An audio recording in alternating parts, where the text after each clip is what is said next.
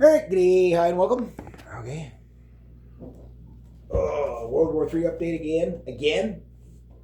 Um, it's been a little bit busy for me last past couple of days or this week past. Um, Going into this week, well, now Tuesday, excuse me. All kinds of craziness going on, as normal, right? And the Strait of Hormuz and stuff like that. And again, there's still like that fog of war, everybody bullshitting, lying, saying it's this, it's that. There's all these sensationalists out there saying this happened when it didn't. We don't know 100% yet what's going on there. I'm sure we're going to find out. But what is obvious is, like I talked about in the last update, which was yesterday, was the idea with these warships is to sacrifice these guys. These guys are the expendables, right? To the point where they're going to send in 15 destroyers and other things. I don't think they're going to send in the carrier. If they send in the carrier, then you know they're idiots. But if they're just sending in destroyers, you know that they're doing it because they know they're going to lose destroyers. But that is the goal. That is the goal. They don't care how many Americans die in this war. Israel does not care about a single American. They will fight Iran till the last American, whatever. But the game that has changed is now how directly this is going to be affecting China. So basically, Donald Trump is basically saying he's going to be basically anybody that passes through, and pays the toll, we're going to seize your ship. So who's he really talking about, right? Like, is Donald Trump going to seize a ship from Norway? No, I don't think so. Or the UK? No, I don't think so. But would he steal, again, U.S. pirate navy, just like you saw in Cuba, going around stealing freighters. But would he steal the ships from China? Sure. And that could lead to an actual confrontation between China and the United States directly, right? That could be very, very bad. China's statement was, our Navy can defend our ships, so don't, we could say the difference between the Chinese and the Americans is if the Chinese start shooting at you in the Strait of Hormuz, they're going to have Iran at their back helping them. You know what I mean? Or more terrifyingly, the Chinese will be helping the Iranians guide the missiles to the warships. So there's footage out there of Iranian speedboats getting very close to the Olyburks, but because there's a ceasefire, nobody so the Iranians okay, well, they're obviously sending in these what you call it, destroyers to, and how close are they really? Again, we don't know. Like these things, full out, they're maybe travel at 40 knots. Like they're going to take a while, like a day or two to get there. I mean, it's not like they're going to be there in 5 minutes. But the thing is that if you've got Iranian speedboats that are saber rattling with the Olyburks, whoever shoots first breaks the ceasefire. And I think that's what the Trump administration goal is send JD Vance in, because like Trump, he's a psychopath, right? So it's always somebody else's fault when he fails. So he knows these talks are going to fail. So he's sending JD Vance in, and the rumors are JD Vance and him don't actually really get along that well.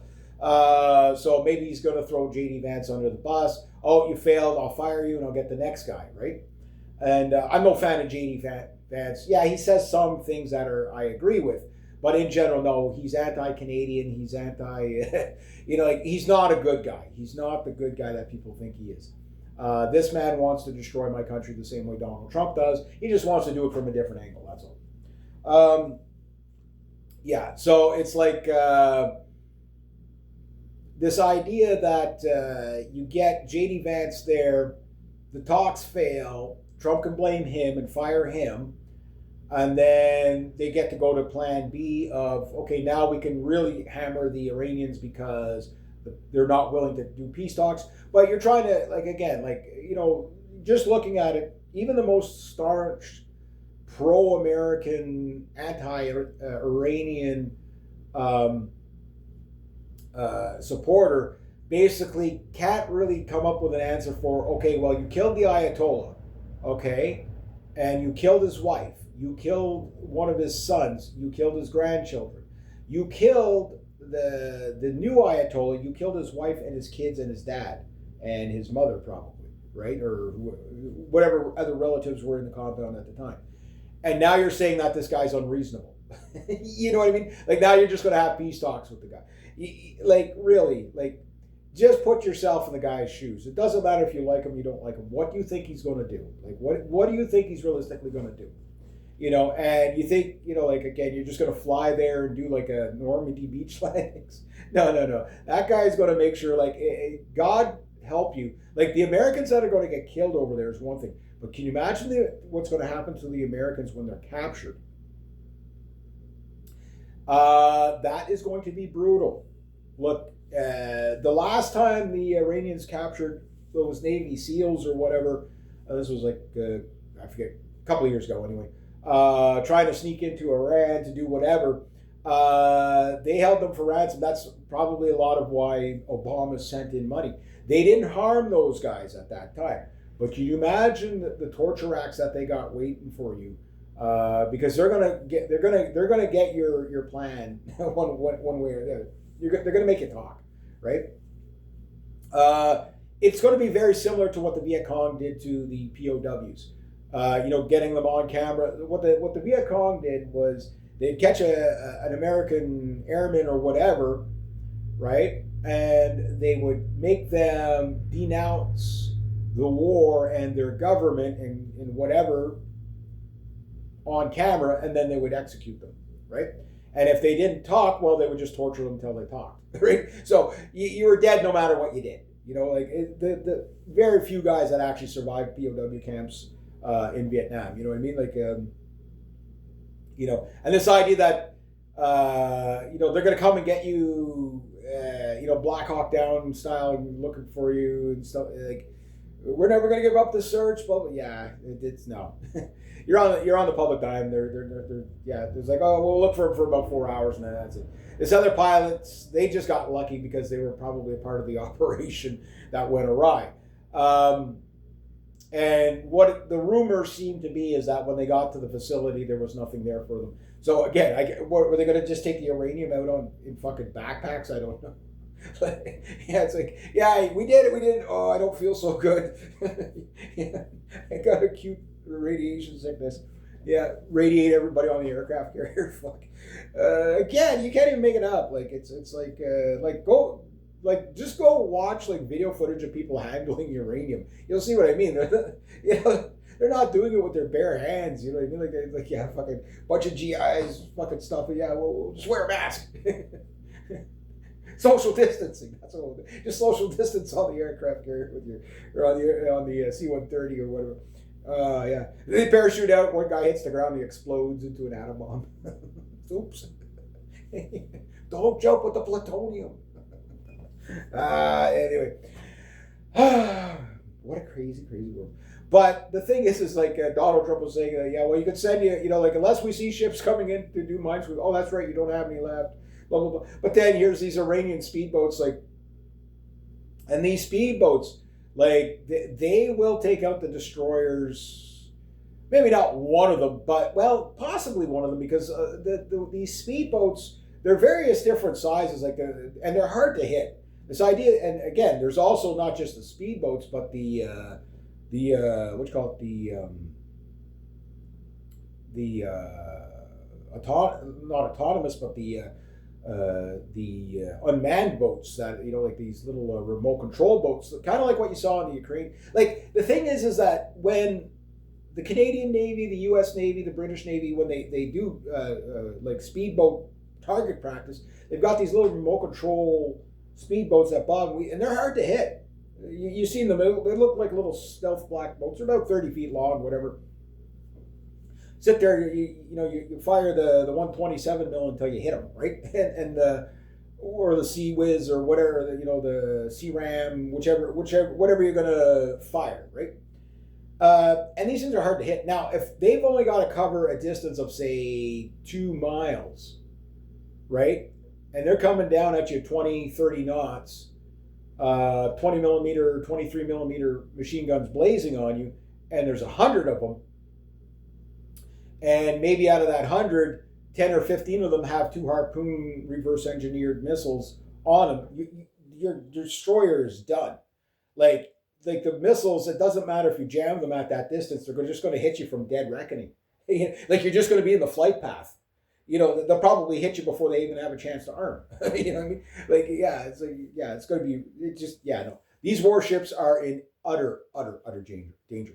Which begs the question: what kind of captain would bring his people into that kind of danger? Like they probably had to get somebody that was brainwashed enough to thinking that they're invincible, because it's just like a warship is a huge fucking target, man. Like it's just so they're not that hard to hit. They're really not that hard to hit. You know what I mean? And it's a numbers game, right? You've only got so many. Like you're going to get hit on the reload. You know what I mean? There's only so many rounds you can put into the main gun ramp at a time, right? And then when it's out, it's out. You know what I mean? Like you can keep feeding the thing, but when you're out, you're out. So do you have 150 rounds? Do you have 500 rounds? Do you have 2,500 rounds? What do you have for your main deck gun? And the main deck guns they're good at blowing up boats. They're good at shooting down the odd cruise missile, something on a flight path. But a bobbing, weaving cruise anti-shipping missile, it'll never hit it. They have a hard enough time shooting small speedboats. That's why the speedboats are always doing this, right? And the closer you get, the harder, the slower this thing's going to track, right? And even if you're hitting that one, but by the time you got that one, you hit them 5 times or whatever, okay, you blew them up. But that other thing just gained like, a kilometer or a mile on you. Like it just closed they're just going to close the distance so fast, they'll just swarm. They call it a swarm, right? And this has already been war gamed many times that this tactic works. The Soviets had 3,500 speedboats for coastal defense back in the day, and then why they got rid of them, I don't know. Like I guess they just figured it wasn't cost effective or something like that. But the way I look at it, it's like if I was Carney, like for example, okay, yeah, build our super destroyer, the Type 26, but instead of building 15 of those, build 3, okay, and then just build coastal drone boats, that are armed. Put the 35 millimeter Orlikin on the top of the sucker. Put 500 rounds in the boat, and two what you call it, Sea Spiders or Mark 46s or whatever's, or maybe even just 2 Mark 48s, whatever. I'd say 4 Mark 54s would probably be the ultimate loadout. 2 brand new Canadian-made Sea Scepters, right? And then a remote turret, 35 millimeter on the top. Give it a top speed of 20 to 26 knots.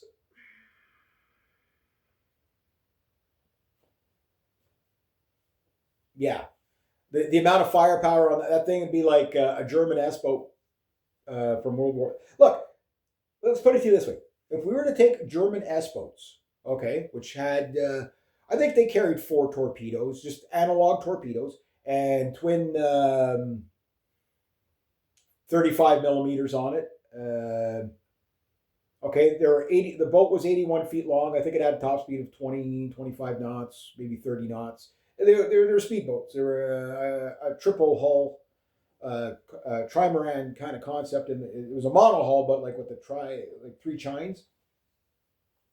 And these things were hard to hit, and plus they were full of armor like that. But even if you had like just 50 of those, right, against modern warships, okay, off a coast, you might destroy maybe 30 of them, but they would take out your entire navy in the process.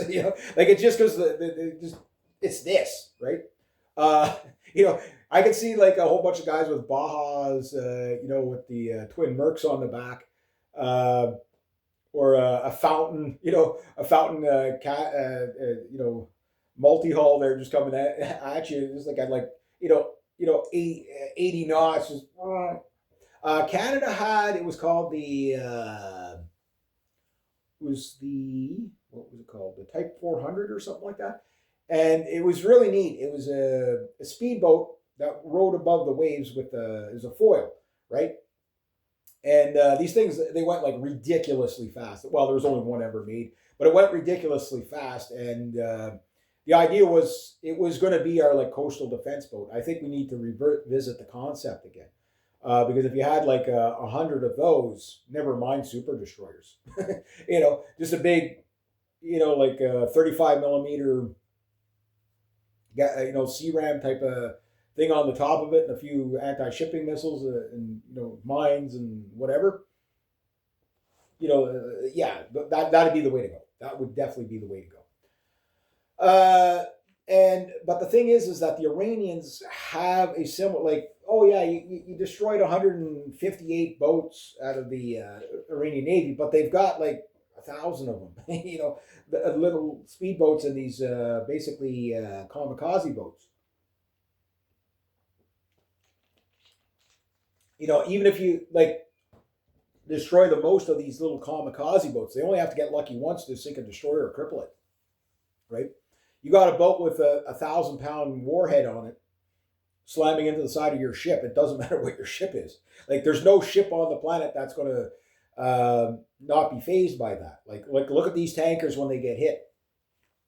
They get hit way above the waterline, but the hits they take above the waterline, if those same holes were below the waterline, you'd lose the ship, right? So that's the whole thing. Plus, you got to factor in, it's not the stuff above the water, it's the stuff below the water, i.e. these little Goddard subs. They're not easy to pinpoint even in the shallow. You might be able to see them from up the space or whatever, but it depends on the overcast, depends on a couple of things. But that said, even if you could see them, if you're within their torpedo firing range, even if you can get them, they'll get you. Like Strait of Hormuz is a knife fight. You know what I mean? That's a knife fight. Like that's that's a knife fight in a broom closet. Like that's exactly what it. Like, yeah, you might get the other guy. You might have the bigger knife, whatever. Maybe you have 2 knives. Maybe you have 10 knives on you. It's not going to matter. Not going to matter. Like, the guy's going to sit there with you got this giant big Bowie knife, super Bowie knife. You're screwed. The guy's got a little paring knife and he's like dicing you up with his little paring knife. Yeah, he's got to hit you like 10 times, but you both die. You both die in the broom closet, right? That's what's about to happen. But they want that to happen because they need the justification to nuke Iran. Because, again, the main target in Iran, even a lot of Iranians don't realize this, the main target is Iranians. Like, it's not regime change. It's not the Strait, because the Strait was open before the Americans and the Israelis attacked, right? So, like, it wasn't that the Iranians just all of a sudden started to do the extortion and whatever. Yeah, sure, they're extorting people going through. Yeah, $2 million you want to go through. And the thing is a lot of people can't go through anyway because they can't get the insurance, right? There was, I think it was a Thailand ship or something like that, tried to make a run for it and they got whacked. Like there's still, like, again, think third worlder, second worlders, whatever, where it's just like, the guy at the head corporate, yeah, well, you get that ship out of there because or you're fired or whatever. It's like, okay, I'll try it. And it's like, yeah, nobody's really been successful trying to, like, if the Iranians tell you, no, you're not getting out of port, just stay there. Find another fucking job. Like, because, like, I mean, like all these merchant marine guys getting killed in this crossfire, right? For what? So that, deliver some oil, like, it's not worth your life. Like, like, go find another job. Like, just go find another job, right? Now, that said, like, the rumblings of an Arab Spring are already there.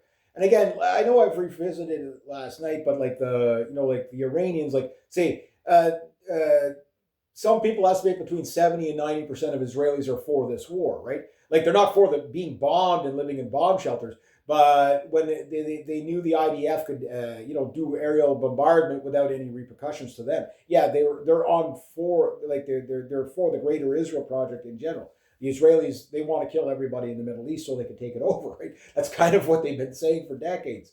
That's what the whole Greater Israel Project's kind of about, right? But it's not working. So yes, the Israelis want the war to end because they're, because, they don't like it when you can fight back. We'll just say that. But that said, even at that, it's like the rest of the Arab nations, Like they don't particularly like, everybody goes on about the Iranian regime, the Iranian regime. Well, you ask the average Saudi if they like the Saudi royal family. If they're not in Saudi Arabia, they'll tell you how much they hate the fucking Saudis, in the royal family, right? They don't like these monarchies, like anymore. And the thing is we keep hearing about how horrible and oppressive Iran is. But Saudi Arabia, like they're the number one capital in the world for beheading people. Like they do just as much brutality and censorship. The entire Middle East is like that. The Israelis look at there's a war going on. Look at all the censorship they can still maintain. Oh yeah, but they're you know what I mean. Like, so the hypocrisy is that sure you can find Iranians that don't support the regime, but you can find this anywhere in the world because, like I've been saying, there's not a single politician around the world that's doing right by their people. Just some are more tolerable than that. Like Carney's more tolerable than Trump, even though I don't like Carney. You know what I mean? And again, I know a lot of people. Oh, no. Carney's the bad guy. It's like because that's what you've been told and whatever. And I get it. 10 years of Justin Trudeau will make you hate liberals forever. I get that. Like you're preaching to the choir. But what I'm telling you is there's no good guys. It's mob bosses fighting, and Carney's just a different mob boss to Trump. That's it. But however, Carney's not trying to get us all killed. At least we got that going for us. Like every economic woe is blamed on Carney. It's like you realize he inherited most of this from freaking Trudeau. And if you realize the amount of benefits and gains that we have made and where we'd be sitting if we still had Trudeau, we'd be way worse off. Way worse off. That's not hyperbole. That's not partisanship. That's just factual. If Donald Trump was doing, with the exception of some of the woke stuff and anti-freedom of speech stuff that Carney's doing, which Trump does that too, right? But the thing is, if like we got 20 new trade deals in a year, no politician in the world has ever done that, right? Stephen Harper did 45 trade deals in 10 years, okay, and that was a world record. Carney, because of the desperation of the what's going on, he's done 20. Now, these trade deals, like, for example, Algoma Steel, they're now, like, they were making, like, one or two types of steels last year. Remember, they lost, like, 1,500 guys, whatever. Well, now, all these new contracts, well, they've made those guys back, and now they're making, like, armored plating steel for weapons industries. So Canada's getting all these weapon industries military contracts, which, again, it's a blessing and a curse because, like, what are we, are we going to be the main manufacturers for World War III? I don't know. It's going to be us in China? What? I don't know. But we also got like brand new rifles going to be all built here. 80% of the rifle, I don't know what 20% of the rifle is not going to be built, probably like the magazines or something like that. I don't know. 80% of these new modular rifles that the Canadian military is getting are replacing the C6, the C7s and C8s. And maybe the C14s or whatever that we had. Because those have been around since the 1980s, right? I'd love to get myself my hands on just a regular C7. That'd be cool. But we can't get them anymore, right?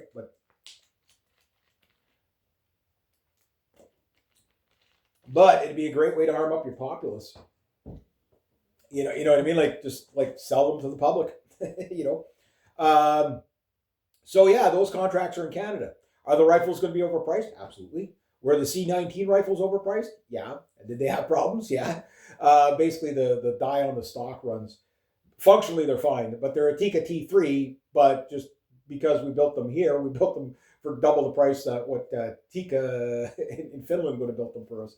But the thing is that money stays in the country, right? So yeah, we can haggle over that, but this concept of always sending everything because it's always cheaper over there, whatever. Maybe we need to build a $6,000-$7,000 rifle. You know what I mean? Yeah, it's because that money is going to come back into our economy. And when it does, that's more jobs, that's more velocity of money, it's more consumer confidence, et cetera, et cetera. And all these things are happening. It's just the man on the street. Like I said, the average Canadian that hates Carney right now because they're suffering because of the fuel prices and stuff like that. It's the same reason why the people in Ireland are so upset with their government. But the reason why our fuel prices are so high is multiple things. Number one, we're part of OPEC. The other thing is that our refineries, because of OPEC, when Pierre Elliott Trudeau signed us onto OPEC, one of the deals was that we didn't, expand our refineries, right? So what did we do? Well, we got to send our oil via train or whatever. This is what the whole Keystone Pipeline was about, which I was never really for. Export pipelines, sure, east west, bypass for line 5 and line 9, all for that. Keystone Pipeline would have benefited the Americans more than us, like for the cost of that pipeline. But the problem is our oil has to go down there to that Canadian-owned refinery in Texas to refine it so that we can buy it back as fuel. Geez, why is our fuel so expensive? It's not just the taxes. It's like if we were refining it in Canada, yeah, we're going to hit a point, like again, where yes, we can't get it the cheapest ever, but we'll get it at a price where it's stable, So maybe $1.52 is like what it costs to make oil stable in Canada, a barrel, like $152 a barrel or something like that, right? Okay, that's outrageously high. But if that's keeping it like again, the Hibernia plant, I don't know if that's open. They closed that because it had to operate at something like $130 a barrel, right? That might become a good deal in the near future. And if so, well, that's fine pumping the oil, but if you can't refine it, this is the problem the Americans have. They can't refine their own oil. They've got what they call the sweet crude. We got the sour crude, which is the heavy stuff, right? It's what Venezuela has is the heavy stuff. And the oil companies don't really want to go into Venezuela because they can see the problems on the wall. And even if they could, the problem they got is that it's going to take, 5-10 years to get it up flowing properly. So Donald Trump's like 5-minute brain thinking of that we got the oil now we're good. It like there's more to it than that. Like he's a very simplistically minded person. The natural gas in Bahrain, I believe it is going to take 5 to 10 years to restore the shit that's been blown up. And guess what, guys?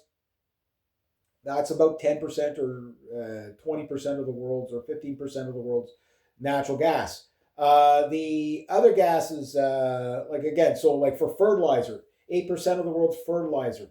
There's no way out of it now. Like starvation is going to be on a lot of people's. It's going to happen to a lot of people. Again, the Bill Gates types, the World Economic Forum people like your Klaus Schwab's, like trust me, they want people starving to death. It's the easiest way for communists and globalists to get rid of people and starve them out, right? Because look, in Canada, I don't know what the farming is now, but from the 1960s to now, we went from say the 1930s, like 30 to 40% of the population was growing food on farms. More people lived in rural areas up to the 1960s in Canada. It was probably about the same in the States. Maybe it was maybe the 1950s when you saw the rural urban overrun, where the urban areas started to get more populous than the rural areas, right? And the thing is that I think the last time I checked, and this was in the 90s, I don't know what it is now, and if you guys know, it'd be interesting to know, that only 3% of our population are farmers. That's it. And the younger generation doesn't seem to be interested in where I think that's going to change. Because you take your deracinated Gen Zer or the upcoming Gen Alphas, right? Those guys, trust me, if they want to find meaning of life, get a farm. Get a farm. That will balance you as a person. It's hard work. It's fucking brutal work. You're not going to care about your video games after that. Like once you start having livestock and shit like that, like I'm at work and I'm like, oh, when I get home, first thing I gotta do is water the turkeys. Take care of the chickens. I got the brochure from the M&R feed there of all the chickens there that I can get.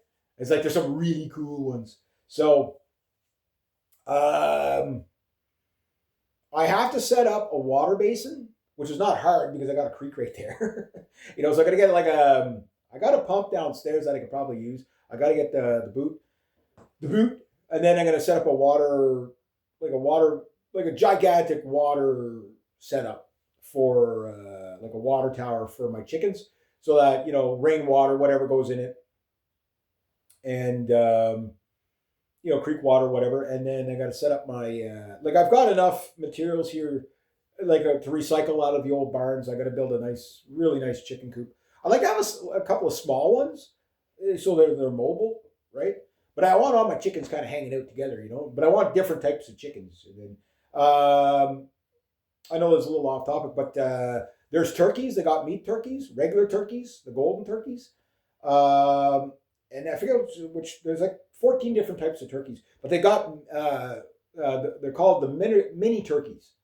So I don't know what the size difference is. Are they like? Guys, I want turkeys. And then something I'm gonna have to get really good at though, if I get turkeys, is turkey burping. Yeah, it's a thing. Turkey burping. You heard me. Turkey burping. Now, Einstein said something along the lines of that it didn't make sense to grow all these crops to feed animals to eat meat, right? And I'm like, well, Einstein, I'm not saying he was dumb, but what I'm saying is, he was at that era that he should have probably grown up knowing that if you want to be a vegan, you have to have manure. And the only place that the manure comes from is from animals. Hence why people had animals on their farms, so that not only would they have meat, which was especially people that have to like do physical labor. You're not going to be a vegan if you're doing physical labor. You're not going to live long. Your body will eat itself. But chicken farming, I think, is going to be something that I'm going to look into. That if I can keep the chickens alive all year, like laying hens, I'm going to only get like 3 laying hens. There's these red broilers. There's another name for them too. The big reds or whatever. They're a dual chicken. They lay eggs. They they get fairly big. So so like each year, say let's say I cull 12 chickens a year, and I end up with say like 40, 50 chickens a year. I'm gonna have one hen. Her dedication is going to be to hatch chicks, right? And that's it. And then I'll have chickens run all over the town. People are going to hate me. I will kill almost all the roosters, though. Why? One rooster is a nightmare. 10 roosters is like, oh wow, yeah. You'll be so annoyed. But I like roosters too. Like except for those Long Island ones, are so fucking mean. It's like, yeah, I remember the rooster that my grandmother had. He was so mean. He was just mean. He was. You couldn't get close to him at all. He would come at you. Oh yeah, he got me a few times. He got me good a few times. I mean, we met. My cousin and I would mess with him a bit, but anyway. What the point I'm making is that food production is going to be a big problem from what Trump and Netanyahu, like you hear all the other analysts are saying the same thing. Like they haven't factored in any. Like Trump does not care that he's destroying everybody else's country. He doesn't care that there's already oil and food shortages. He doesn't care about the protesters in Ireland, right? And one thing I got to say for the protesters in Ireland, if you're in Ireland, if you're out there protesting with them, yeah, sure, guys, I'm with you. It's trucker convoy 2.0. I said this would be what you would see. We've seen it with the Dutch farmers and stuff like that. And I know I sound a bit contradiction because of, what I said, like you don't have the right to really block stuff and stuff like that. And that is true. That is true.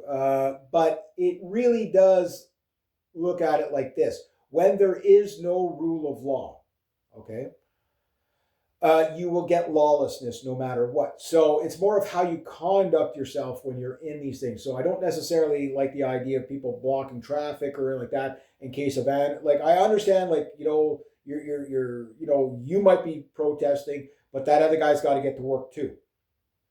And the Irish are, they said, look, we understand this, but they believe it's necessary.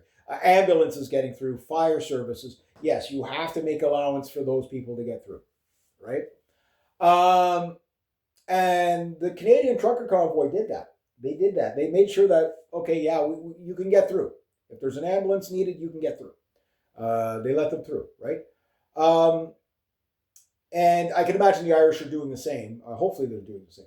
But I understand that they're angry, but what I'm hoping is that they understand, okay, be angry at your government because it's fun. Okay, do it, right? but be really pissed at Netanyahu, Jews, and Israel, and Donald Trump, and his Zionist, dual citizen, government.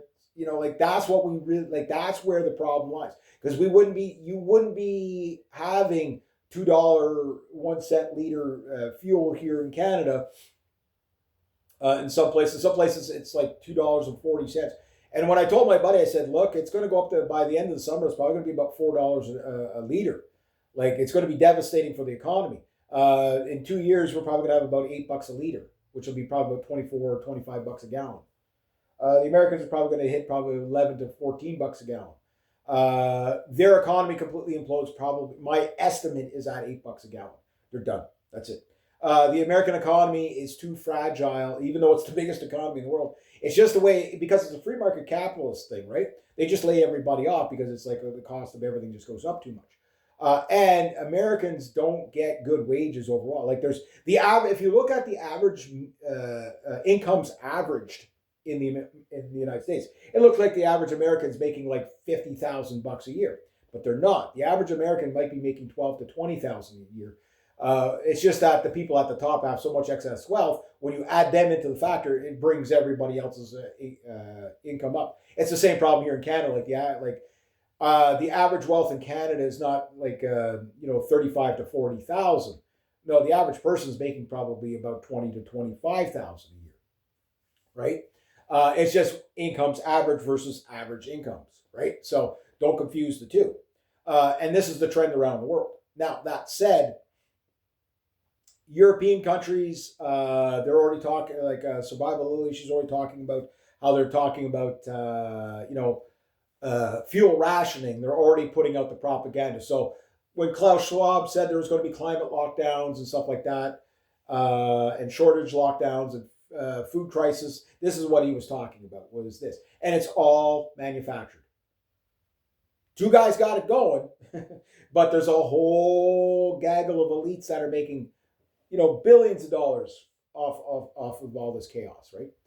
And the thing is they don't care about the little guys having the uprisings in the Middle East. Like, look, what's going to take out the Gulf states is a Gaddafi-style uprising. It's just, can the Israelis attack the Egyptians and the Turks and pull it off? Again, Turkey and Germany will go to war over this. Yes, unfortunately, Germany will be on behalf of Israel.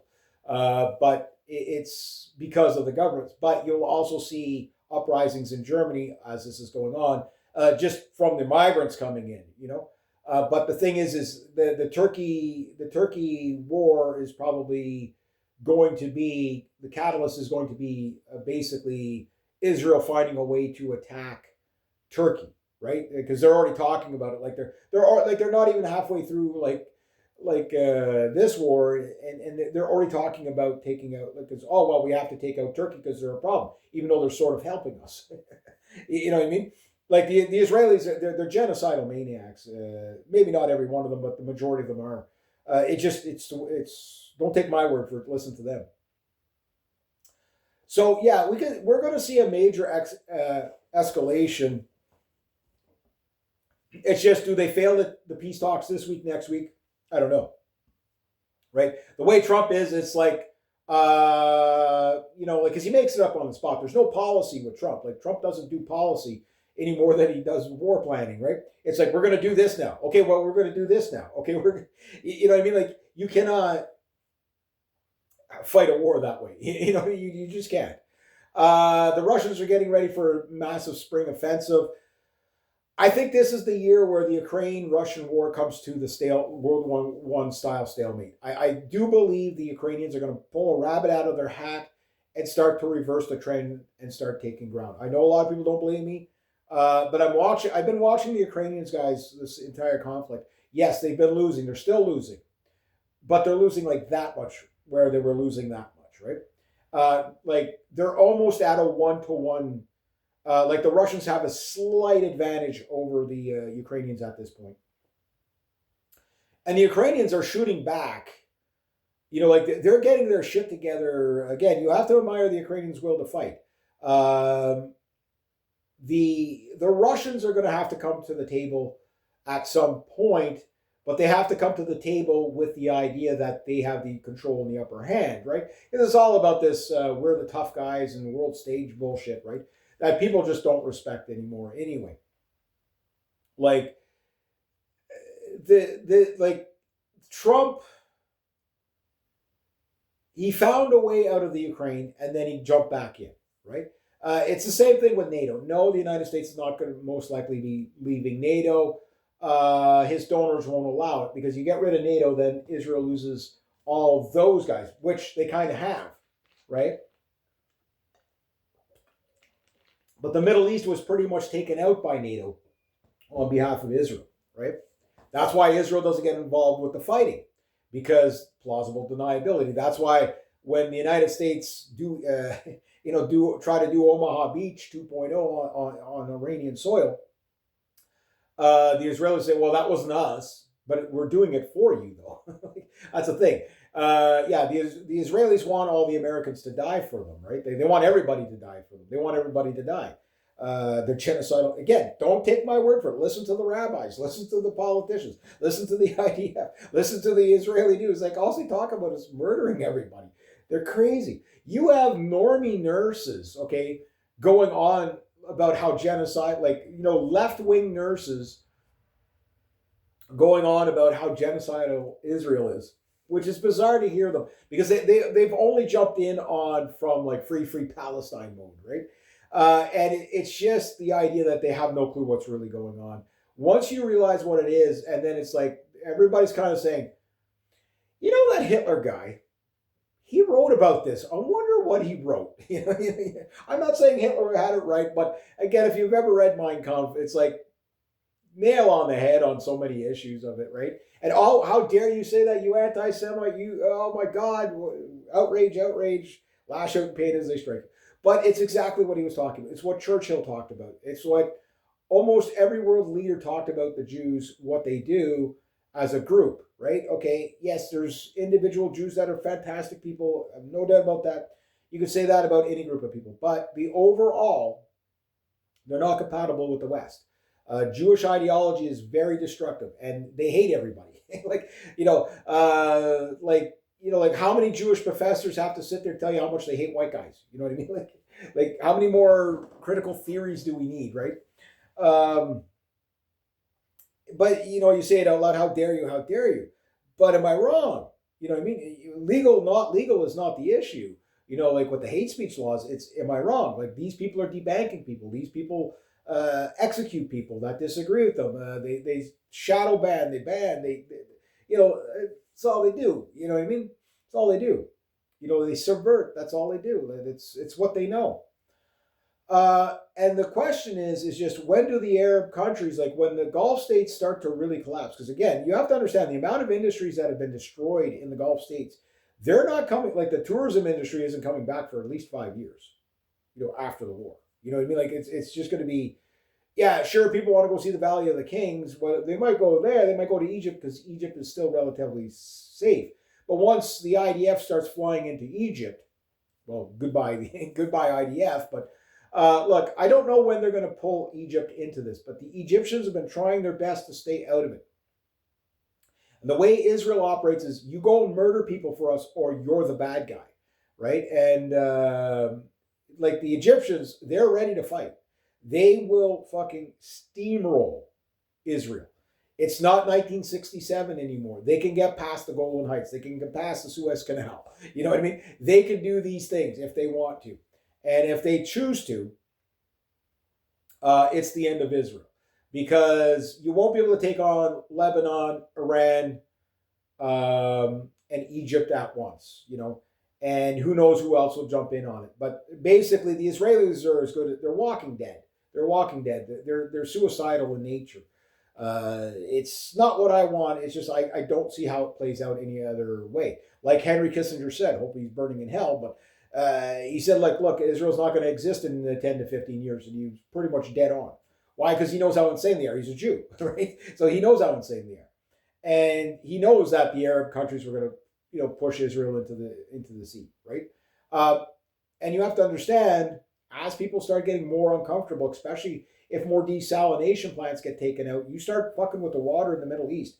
you will see uprisings. Like look, I believe all these troops going to from the United States going to the Middle East is to evacuate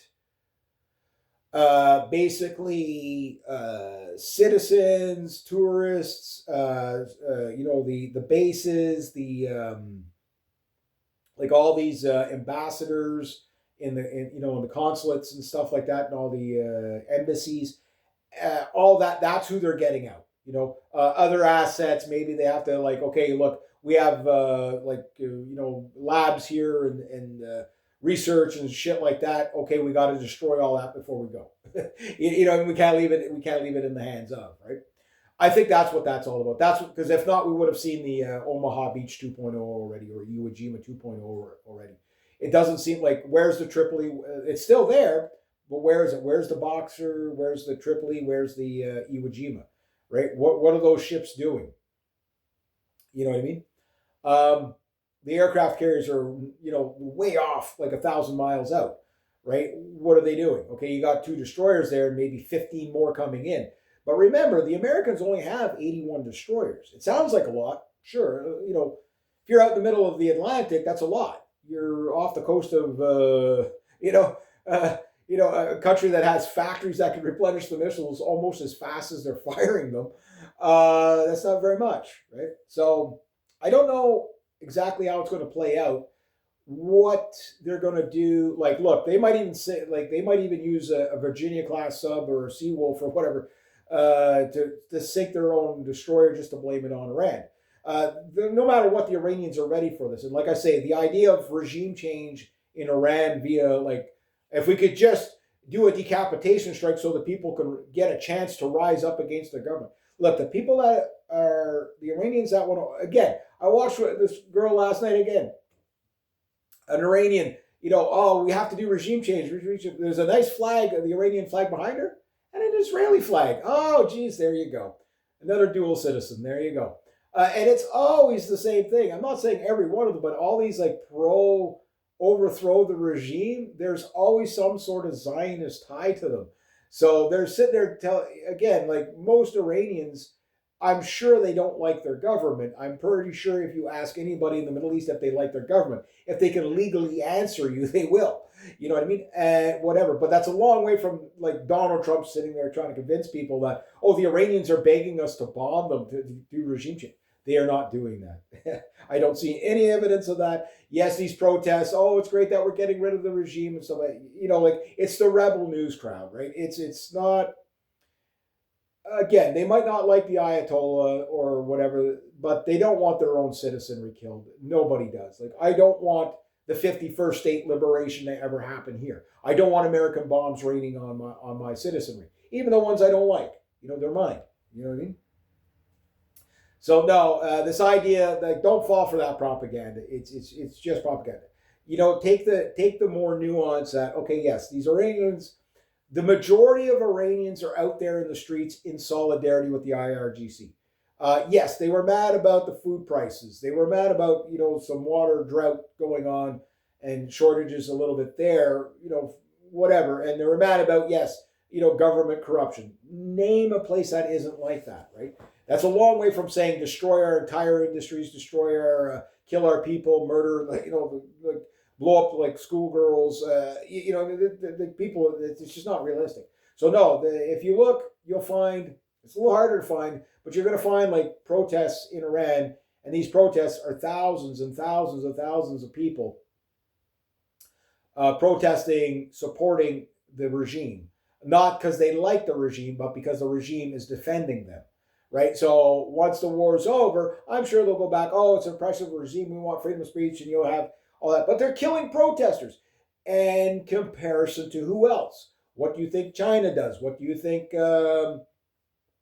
Look, China has like 130,000 protests a year. As large as like hundreds of thousands, millions of people in the street. You never hear about it. Why? Because it's an oppressive regime. So what, we're bombing there next? Like this whole like America, bombing will commence until freedom improves. Yeah, like again, yeah, funny saying, but guys, like, look, half of our politicians admire the Chinese communist government. They're Maoist, right? like Hillary Clinton is Maoist. They love the idea of the social credit score system. Listen to like the Palantir stuff. Listen to like Bill Gates. Listen to half of the left wing politicians. They would love to be able to have all the hate speech laws just take away their dissidents. The only difference is the Iranians are at the part where they shoot people, right? We're just not there yet. But it's the same oppressive mentality in our governments as the Iranians have. The difference is they can't get away with killing people or throwing people. We're at the point where we're already throwing people into gulags for hate speech and Holocaust denial and dumb shit like that, right? Or misgendering people, right? So when do they put us up against the wall and shoot us? You know what I mean? So like this idea of Iran oppressive regime, sure, they're just a little more progressed than we are.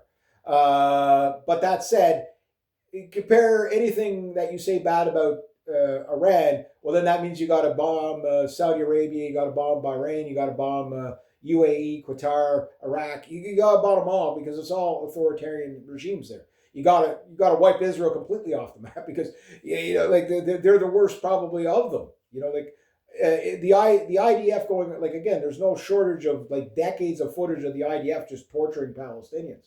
Gee, why do they fight back? Why do they yell death to America and Israel? Gee, I wonder. But it's all these people they take everything as a one-sided thing. No, it's the Middle East is a mess. The Middle East is about to look like 2009 Libya in the next couple of weeks. You're going to see people through every Middle Eastern country, like food riots, water riots, just sick of this war. Like these royals, if they don't flee, they're going to lose the plot anyway. They're not going to be able to rule from another country. They're like it's about to turn extremely Mad Max there. And a lot, like you're talking about 64 million people in the Middle East that are about to die of dehydration and thirst and starvation. It's going to be horrible.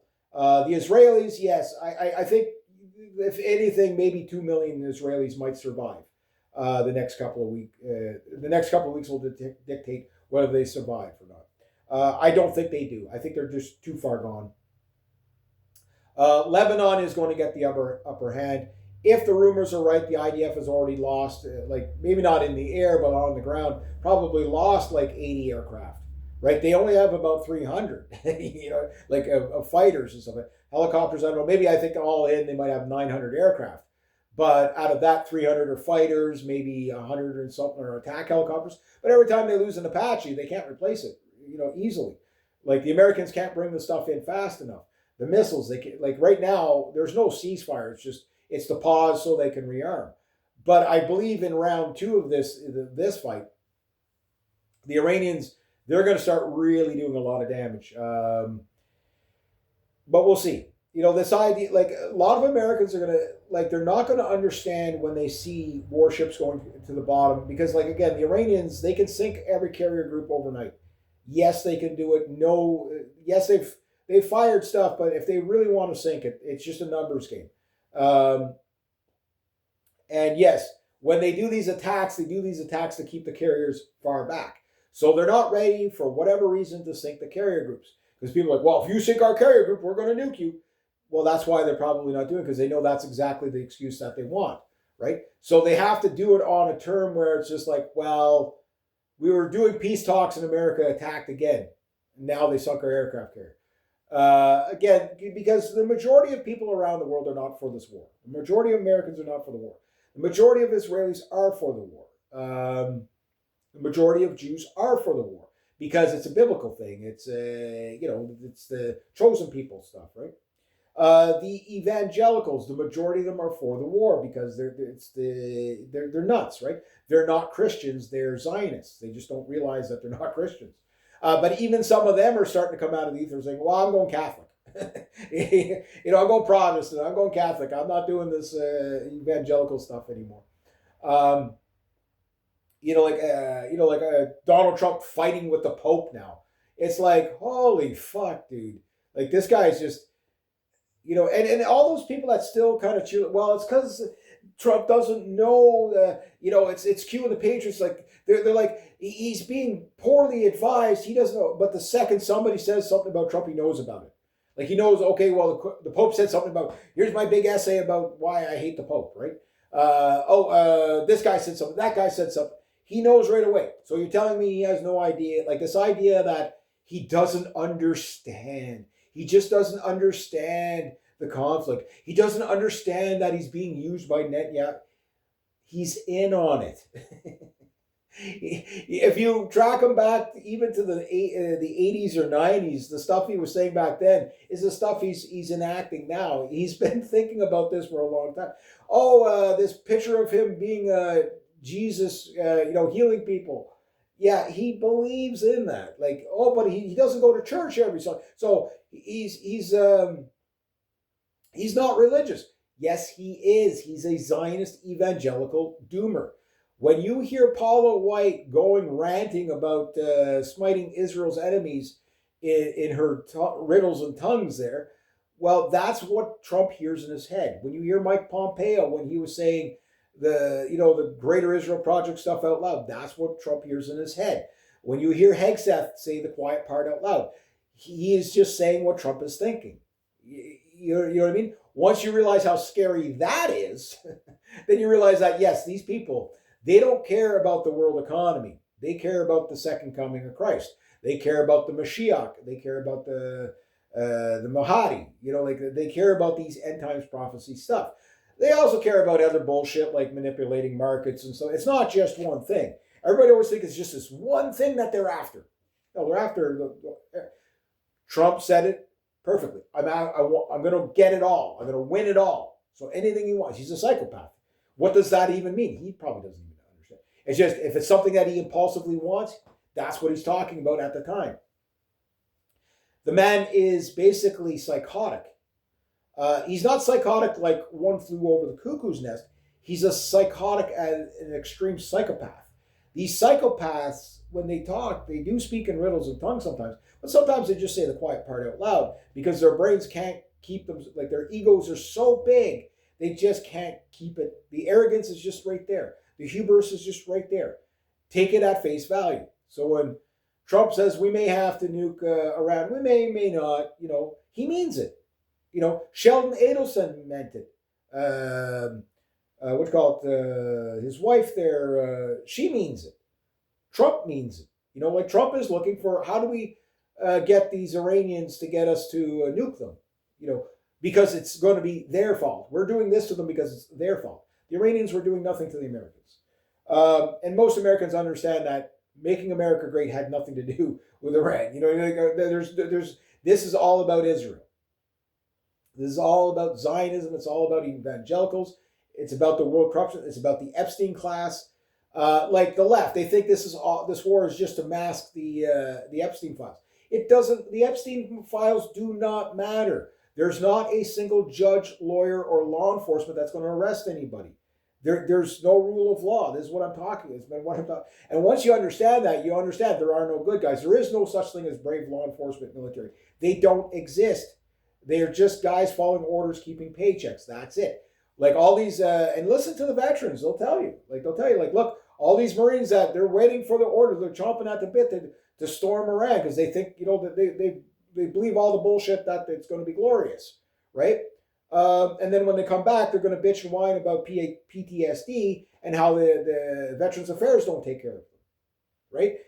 We've seen this over and over and over again. You say, well, that's disrespectful. Well, it's better than being dead, right? It's better than killing all these people. Like, how as a pilot do you justify not only dropping a bomb, or a drone pilot dropping a bomb on a school full of girls, and all these universities, and not only doing it once but 4 other times after? You know what I mean? Like, how do you justify that? You can't. By the time you come out of the ether, you're in full depression because it's like, I murdered people. So you're the drone pilot. Like I say, drone pilots have the highest suicide rate of all the armed forces because when they have to watch a guy from 20 miles out with their Predator or Reaper drone for like a week, and they see his family and everything like that, and when they're given the order, they hit him just as his kids and his wife are coming out the door too, and then you vaporize them with a Hellfire missile, only to have to wait when the dust settles to get in close and to confirm the deaths of all these people. So you see, children's parts splatter all over the walls. You know what I mean? The guy's wife's like face half burnt off and her guts hanging out. Yeah, and then you're supposed to go home and pick up a bucket of chicken on the way home, and sit with your family, with your kids laughing when you just murdered 6 or 8 kids their age, and they're sitting there, doing goofy kid stuff at the table, like fidgeting and playing with their food, completely oblivious in a happy world where you just destroyed that happy world for somebody else. And then I'm supposed to call you brave? You know what I mean? Oh, how dare, yeah. Oh, yeah, how dare I? How dare I? You disrespectful bastard. How dare I, right?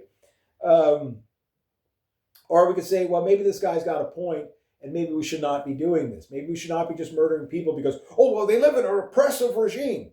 Well, let's start with our own repressive regime then. You know what I mean?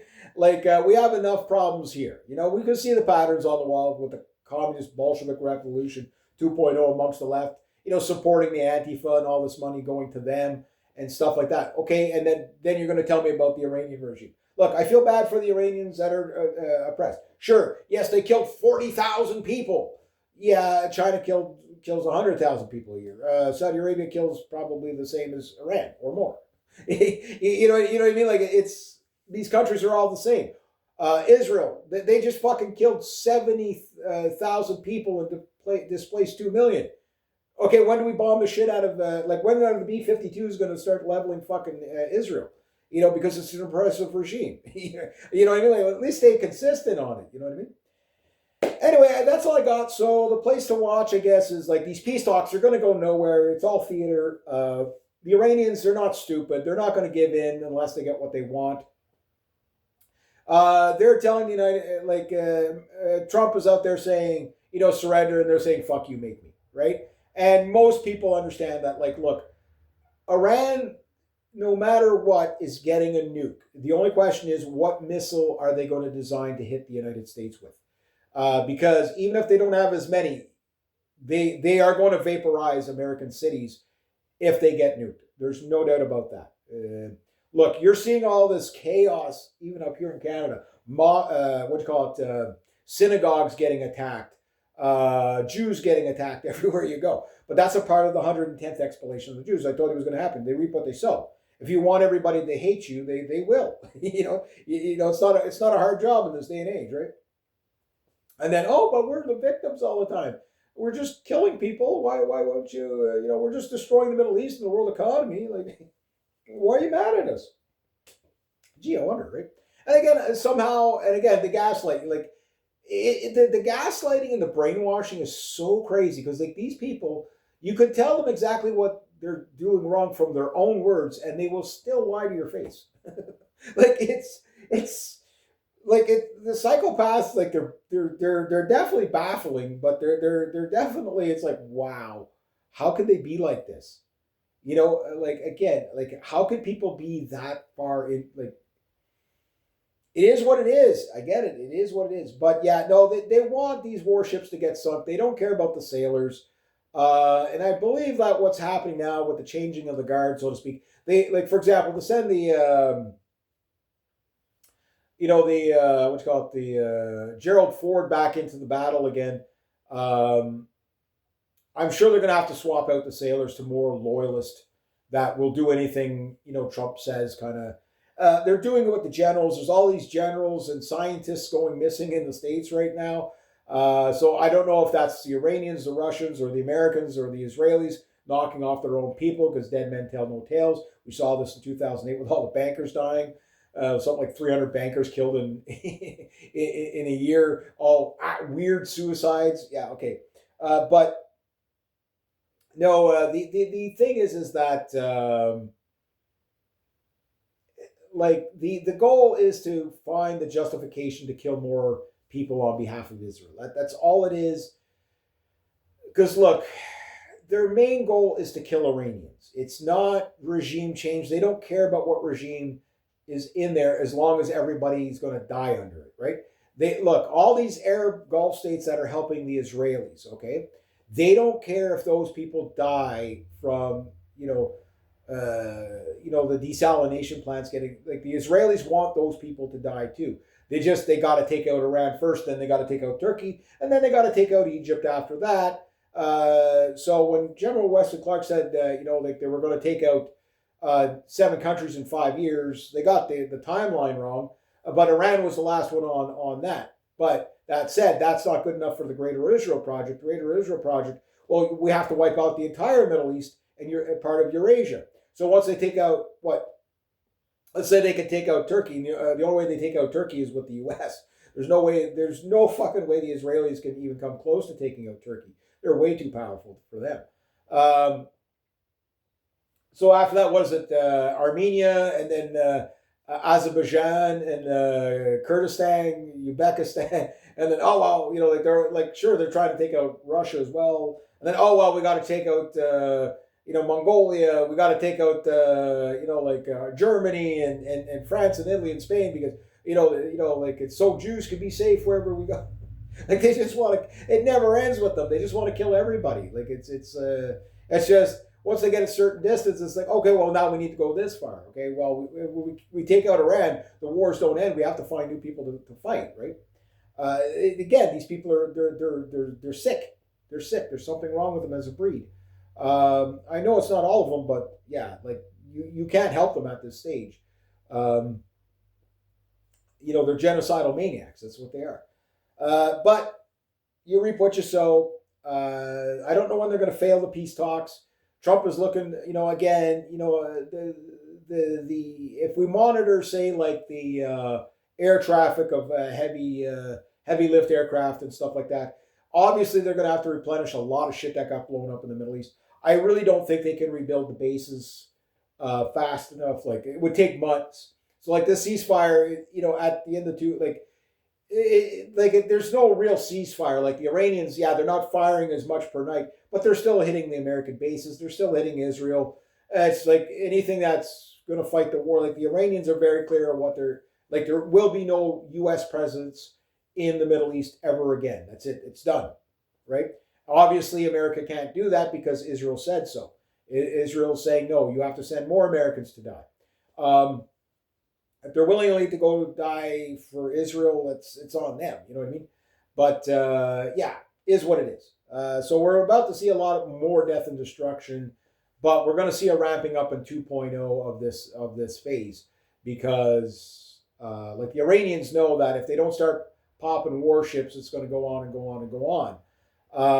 And I do believe that the Chinese are probably replenishing air defense systems and stuff like that with the Iranians, and helping them out too, because it's in their interest to do so. Again, so Iran has now become the proxy, where for years Yemen was the proxy, and Yemen is about to step into I think they come in heavily in the next phase. They'll shut down the Red Sea, and God knows how much commerce that will shut down. The global disruption, like, guys, we haven't seen the global disruption yet.